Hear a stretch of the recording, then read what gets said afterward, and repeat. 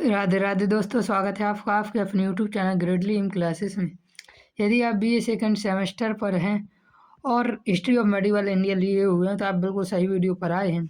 यहाँ पर हम हिस्ट्री ऑफ मेडिवल इंडिया पढ़ने वाले हैं, जो कि 1206 से 1757 तक है, जिस पर हम मुगल सम्राट औरंगजेब पढ़ेंगे। इसके पहले हम 4 यूनिट कंप्लीट कर चुके हैं। उन यूनिट का लिंक डिस्क्रिप्शन पर मिल जाएगा या आप हमारे चैनल की प्ले लिस्ट पर भी जाकर देख सकते हैं। चैनल पर नए हैं तो चैनल को सब्सक्राइब जरूर कर देना। और पीडीएफ के लिए मैं वीडियो के आखिर में बता दूंगा आपको कैसे मिलेंगे। ये हम थ्योरी पढ़ने वाले हैं, और यदि आपकी एमसीक्यू पेपर आने वाला है तो आपके लिए भी ये इम्पोर्टेंट होने वाला है, क्योंकि हम थ्योरी पढ़कर ये एमसीक्यू के क्वेश्चन सही कर सकते हैं। थ्योरी वाले पेपर वाले के लिए भी इम्पोर्टेंट है। चलिए बिना देरी किए बढ़ते हैं अपने टॉपिक की ओर। मुगल सम्राट औरंगजेब के शासनकाल के बारे में हम यहाँ पर पढ़ने वाले हैं। औरंगजेब का परिचय एवं प्रारंभिक जीवन कैसा रहा, इसके बारे में हम गहन अध्ययन करने वाले हैं। औरंगजेब मुगल वंश का छठा शासक था। वह मुगल सम्राट शाहजहां और मुमताज महल का पुत्र था। मुमताज महल का पूरा नाम क्या था, अर्थात असली नाम क्या था? अजुरमंद बानो बेगम था। औरंगजेब का पूरा नाम देख लीजिए, इतना बड़ा है, पढ़ सकते हैं। अबुल मुजफ्फर मुइनुद्दीन मोहम्मद औरंगजेब आलमगीर था। औरंगजेब का जन्म 3 नवंबर 1618 ईस्वी में दाहोद गुजरात में हुआ था। यहाँ से इम्पोर्टेंट क्वेश्चन याद रखने वाला है। औरंगजेब शाहजहां और मुमताज का पुत्र था। इनका जन्म 3 नवंबर 1618 ईस्वी में दाहोद गुजरात में हुआ था। पूरा नाम याद रखने की कोई ज़रूरत नहीं है, ना ही पेपर में पूछा जाएगा। औरंगजेब बचपन से गंभीर, अनुशासित और धार्मिक प्रवृत्ति का था। वह अपने भाइयों से अलग स्वभाव का था, जहाँ से कोई उदार और दार्शनिक प्रवृत्ति का था। औरंगजेब कठोर, व्यावहारिक और सत्ता केंद्रित सोच रखता था। आगे देखिए दिया हुआ है, उसे सैन्य प्रशिक्षण और प्रशासनिक अनुभव भी युवा अवस्था में ही मिल गया था। आगे देखिए दिया हुआ, उत्तराधिकारी का युद्ध और औरंगजेब का राज्यारोहण।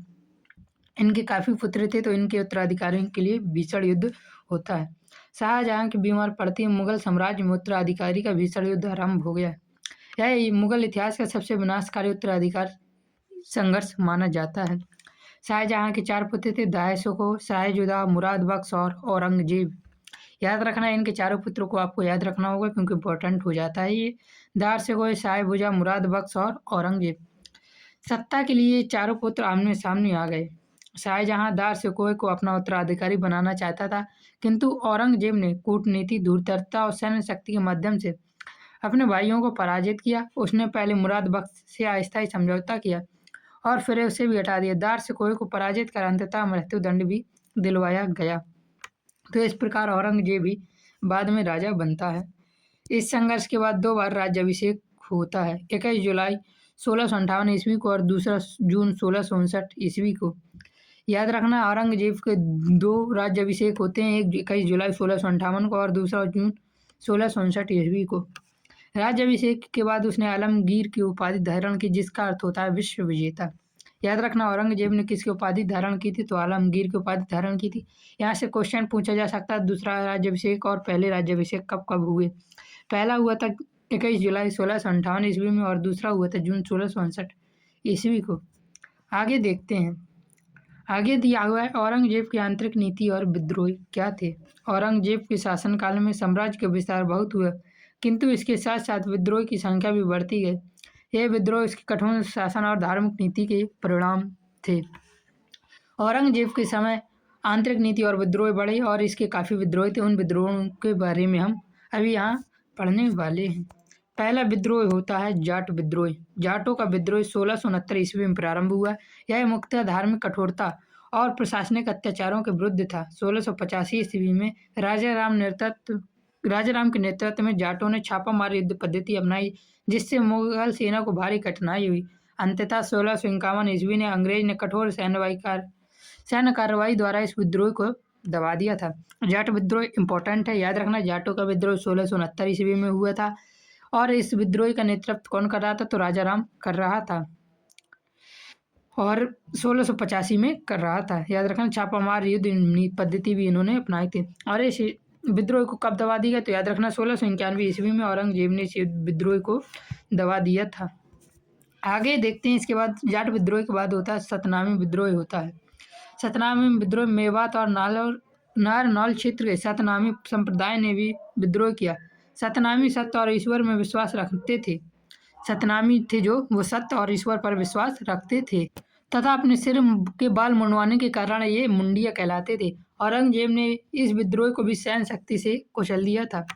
सतनामी विद्रोह किसके बीच हुआ था? तो मेवात और नारनौल के क्षेत्र के सतनामी संप्रदाय ने यह विद्रोह किया था, याद रखना। और इनको मुंडिया मुंडवाने के कारण क्या कहते थे? मुंडिया कहते थे। आगे देखते हैं, आगे का विद्रोह होता है बुंदेलों का विद्रोह। जो भी बुंदेलखंड से है वो जरूर बताएं। बुंदेल लेकिन एक अलग चीज है। बुंदेलों के साथ मुगल का संघर्ष मधुकर शाह के समय से चला आ रहा था।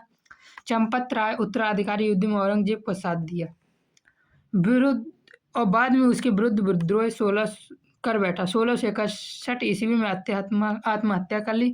उसके पुत्र छत्रसाल ने यह विद्रोह जारी रखा। 1705 ईस्वी में औरंगजेब ने संधि कर छत्रसाल को 400 का मनसब और राजा की उपाधि दी थी। याद रखना, 1705 ईस्वी में बुंदेलों का विद्रोह भी खत्म हो गया था, अर्थात इसकी संधि हो गई थी। आगे देखिए दिया हुआ सिखों का विद्रोह। औरंगजेब के शासनकाल में एक धार्मिक विद्रोह सिखों का विद्रोह था। क्वेश्चन पूछा जा सकता है औरंगजेब के शासनकाल में कौन सा धार्मिक विद्रोह हुआ था? तो याद रखना सिखों का धार्मिक विद्रोह हुआ था। 1675 ईस्वी में गुरु तेग बहादुर को इस्लाम स्वीकार न करने के कारण मृत्युदंड दे दिया गया था। इस घटना से सिख समुदाय में गहरा रोष फैल गया। याद रखना सिखों का विद्रोह किस कारण से हुआ था? तो गुरु तेग बहादुर को मृत्युदंड देने की वजह से यह विद्रोह फैला था। इसके बाद सिख एक धार्मिक समुदाय से सैन्य शक्ति में परिवर्तित होने लगे और आगे चलकर यही संघर्ष मुगल सिख शत्रुता का स्थायी कारण भी बन जाता है। आगे दिया हुआ औरंगजेब की धार्मिक नीति के बारे में। औरंगजेब ने अपने शासन को शरीयत के अनुसार चलाने का प्रयास किया। उसने शराब, संगीत और नृत्य पर प्रतिबंध लगाया। उसने नशीले पदार्थों पर भी रोक लगाई। अकबर द्वारा समाप्त की गई जजिया कर को औरंगजेब ने पुनः लागू किया। इस निर्णय से गैर मुस्लिम प्रजा में असंतोष बढ़ गया। हालांकि उसने कुछ कर जैसे चुंगी और परिवहन कर समाप्त किए, जिससे व्यापार को कुछ राहत मिले। औरंगजेब स्वयं अत्यंत सादा जीवन जीता था। वह टोपी बुनता था और कुरान की नकल करके अपना निजी खर्च चलाता था। वह कभी शराब नहीं पीता था और फिजूल खर्च से दूर रहता था। औरंगजेब ने कभी भी राष्ट्र की धन को यूज नहीं किया है। उसने उसके लिए अपने निजी खर्च के लिए वह टोपी बुनता था, कुरान की नकल करता था। ना ही उसने कभी शराब पी, ना ही कोई फिजूल का खर्च किया, ना ही राज्य के राजस्व का यूज किया। तो याद रखना औरंगजेब ने जजिया कर लगाया था। औरंगजेब ने पुनः जजिया कर लगाया और कौन कौन से कर समाप्त किए? तो कुरचुंगी कर और परिवहन कर समाप्त कर दिए थे। और औरंगजेब अत्यंत सादा जीवन जीता था। आगे चलते हैं दक्कन नीति। दक्कन नीति क्या है अब एक बार ये देख लेते हैं। औरंगजेब का सबसे बड़ा लक्ष्य दक्षिण भारत में मुगल साम्राज्य का विस्तार करना था। उसने बीजापुर और गोलकुंडा को मुगल साम्राज्य में मिला लिया। हालांकि दक्कन में लंबे समय तक सैन्य अभियान के कारण मुगल खजानी खाली होने लगा, सेना थक गई। इतिहासकार मानते हैं कि दक्कन नीति औरंगजेब की सबसे बड़ी भूल थी, क्योंकि इससे साम्राज्य आर्थिक और सैन्य दोनों रूप से कमजोर हो गया। क्या किया? दक्कन नीति क्या थी? दक्षिण भारत में मुगल साम्राज्य का विस्तार करना का लक्ष्य ही दक्कन नीति कहलाई। इसने कौन कहाँ पर राज कर लिया था? तो बीजापुर और गोलकुंडा में मुगल साम्राज्य कर लिया था। दक्कन में लंबे समय तक सैन्य अभियान चला और मुगल खजाना यहाँ से खाली होने गया, सेना थक गई और दक्कन नीति औरंगजेब की सबसे बड़ी भूल मानी गई। इससे सामाजिक, आर्थिक और सैन्य दोनों रूप से कमजोर हो गए। आगे देखते हैं औरंगजेब के व्यक्तित्व के बारे में। औरंगजेब का व्यक्तित्व कैसा था? देखिए, औरंगजेब एक विरोधाभासी व्यक्तित्व का शासक था। वह व्यक्तिगत रूप से ईमानदार, सादा जीवन जीने वाला और धार्मिक था। राजनीतिक रूप से कठोर और असहिष्णु था। अकबर की तरह साम्राज्य का विस्तार चाहता था, पर उसकी नीति मेल मिलाप की बजाय दमन पर आधारित थी। औरंगजेब विरोधाभासी व्यक्ति था, याद रखना। यह सादा जीवन जीने वाला था, किंतु राजनीतिक रूप से यह कठोर था। अकबर की तरह यह भी समाज विस्तार चाहता था, किंतु अकबर की नीति मेल मिलाप की थी और औरंगजेब की नीति दमन की नीति पर आधारित थी। तो ये दोनों एक दूसरे के विपरीत थे, किंतु इनका एक ही कार्य था, अकबर की तरह साम्राज्य विस्तार करना। अकबर के समय भी मुगल शासक मजबूत रहा और औरंगजेब के समय भी, किंतु औरंगजेब के बाद यहाँ से मुगल साम्राज्य का पतन शुरू हो जाता है, जिसको हम अगली यूनिट पर पढ़ने वाले हैं। और अच्छा, औरंगजेब हम पढ़ रहे हैं, अगली यूनिट पर मुगल साम्राज्य का पतन हो जाएगा। मुगल साम्राज्य का पतन यहीं से शुरू होता है। औरंगजेब की मृत्यु 1707 ईस्वी में हुई। उसके बाद मुगल साम्राज्य का तेजी से पतन शुरू हो गया, क्योंकि कोई भी उत्तराधिकारी सक्षम और शक्तिशाली नहीं था। उत्तराधिकारी युद्ध ने साम्राज्य को अंदर से खोखला कर दिया। दरबार षड्यंत्र का केंद्र बन गया। प्रांतीय सूबेदार शक्तिशाली होकर स्वतंत्र होने लगे। 1739 ईस्वी में ईरान शासक नादर शाही ने दिल्ली पर आक्रमण कर मुगल सम्राट मोहम्मद शाह को बंदी बना लिया और दिल्ली को लूट लिया। वह तख्त ताऊस और कोहिनूर हीरा भी ईरान ले गया।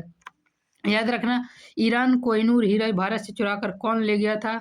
तो याद रखना, मोहम्मद शाह के शासन में नादिर शाह ले गया था, दिल्ली पर आक्रमण करके। आगे देखिए दिया हुआ है, यूरोपीय शक्तियों के आगमन, भारतीय राजनीति में हस्तक्षेप ने भी मुगल साम्राज्य के पतन को तेज कर दिया। मुगल साम्राज्य का अंत हो जाता है इस तरीके से। मुगल साम्राज्य का अंतिम शासक बहादुर शाह जफर था। 1857 ईस्वी की विद्रोह के बाद अंग्रेजों ने पदच्युत कर दिया और मुगल साम्राज्य का औपचारिक अंत हो गया। 1857 की क्रांति आप लोग जानते होंगे क्या हुई थी। यह अंग्रेजों के खिलाफ एक क्रांति थी जो भारतीयों द्वारा अर्थात हिंदुस्तानियों द्वारा हुई थी। और इस क्रांति को आप लोग अगले साल पढ़ेंगे, यानी सेकंड सेमेस्टर है आपका, तो इसे आप थर्ड सेमेस्टर में 1857 की क्रांति आपको पढ़नी होगी। इसके आगे आपको थर्ड सेमेस्टर में मिलेगा। यहाँ से मुगल साम्राज्य का अंत हो गया। निष्कर्ष देखिए दिया हुआ है, औरंगजेब का शासनकाल विस्तार और पतन दोनों का प्रतीक है। उसकी कठोर धार्मिक नीति, निरंतर युद्ध और दक्कन अभियान ने मुगल साम्राज्य को कमजोर कर दिया। मुगल साम्राज्य का तेजी से पतन की ओर बढ़ चुका था यहाँ से, और इस प्रकार मुगल साम्राज्य का यहाँ से अंत हो जाता है। अगली यूनिट में हम मुगल काल यहाँ से समाप्त होता है। अगली यूनिट में हम मराठा शक्ति के बारे में पढ़ेंगे, अर्थात शिवाजी के बारे में हम पढ़ने वाले हैं। उसके बाद हम मुगल काल का स्थापत्य कला और वास्तुकला पर स्थान देखेंगे। पीडीएफ के लिए आपको 9 रुपये का पेमेंट करना होगा, हमें टेलीग्राम पर मैसेज कर। आपको हमारे टेलीग्राम चैनल प्राइवेट चैनल से जोड़ दिया जाएगा।